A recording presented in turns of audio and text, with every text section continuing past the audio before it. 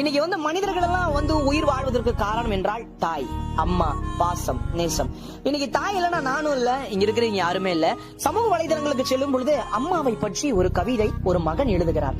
என்ன கவிதை, எப்படிப்பட்ட கவிதை, அந்த கவிதை எழுதியவருக்கு என் நெஞ்சார்ந்த வாழ்த்துக்கள். அது படிக்கும் போது நானே பாத்தீங்கன்னா கண்கள் கலங்கி விட்டது. அந்த கவிதை உங்களுக்காக பேசுகிறேன், கேளுங்கள். அம்மா நீ அற்புதம். அம்மா சொன்ன அற்புதமான பொய்களில் ஒன்று, கடைசி உருண்டையில் தான் எல்லா சத்தும் இருக்கும், இதை மட்டும் வாங்கி கோடா கண்ணா என்று. நாம் பெற்ற முதல் ரத்த தானம் எது தெரியுமா? நம் அம்மாவின் பால்தான். தன் அம்மா தனக்கு என்னவெல்லாம் செய்தாள் என்பதை மனிதன் கடைசி வரை உணர்வதில்லை. அவன் அதை உணரும் போது அவள் உயிரோடு இருப்பதில்லை. அம்மா என் அருகில் இருந்தால் கல்பாறை கூட பஞ்சுமெத்தை தான். சொல்ல வந்ததை சரியாக சொல்ல முடியாமல் தவித்து நின்றுவார். தாய்மொழியின் அருமை புரியும். வெளிநாட்டில் இருந்துவார் தாய் நாட்டின் அருமை புரியும். இதே போல தாயை விட்டு தள்ளி இருந்துவார் தாயின் அருமை புரியும்.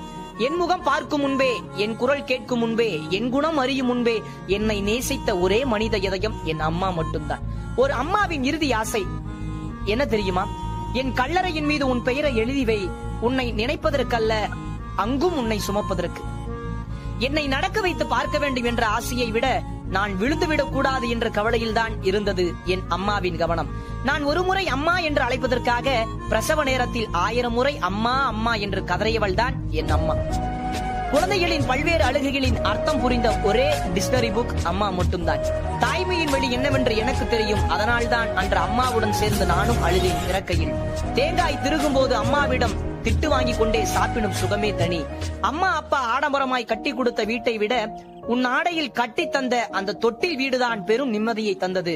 நோய் வரும்போது ஓய்வுக்கு பாயை தேடுவதை விட என் தாயை தேடுது மனசு. உலகில் மிகவும் அழகான வார்த்தை எது தெரியுமா? எனக்கு அம்மா. உங்களுக்கு? அம்மா என்பது வெறும் பெயர் அல்ல, மறப்பதற்கு அது உயிரோடு கலந்த உதிரத்தின் உறவு. 1000 கைகள் என் கண்ணீரை துடைத்து போனாலும் ஆறாத துன்பம் அம்மாவின் சேலைக்கு தலைப்பில் துடைக்கும் போதுதான் நீங்கியது. கடைசி தோசை சாப்பிடும் போது சட்னியை வேண்டும் என்று அதிகமாக வைத்து சட்னியை காலி செய்வதற்காக இன்னொரு தோசை வைக்கிறது தான் அம்மாவின் அன்பு. நான் நேசித்த முதல் பெண்ணும் என்னை நேசித்த முதல் பெண்ணும் நீதானே அம்மா. மண்ணறையில் உறங்கச் சொன்னால் கூட தயங்காமல் உறங்குவேன். ஆனால் அம்மா நீ ஒரு தாலாட்டு பாடினாள். மூச்சடக்கி ஈன்றா என்னை, என் மூச்சுள்ள வரை காப்பேன் அம்மா உன்னை. அன்பை பற்றி படிக்கும் போதெல்லாம் தமராமல் போகிறது அம்மாவின் முகம். உலகில் தேடி தேடி அலைந்தாலும் மீண்டும் அமர முடியாத ஒரே சிம்மாசனம் அம்மாவின் கருவறை. வாழ்க்கையில் தியாகம் செய்பவர் அப்பா, வாழ்க்கையே தியாகம் செய்பவர் அம்மா.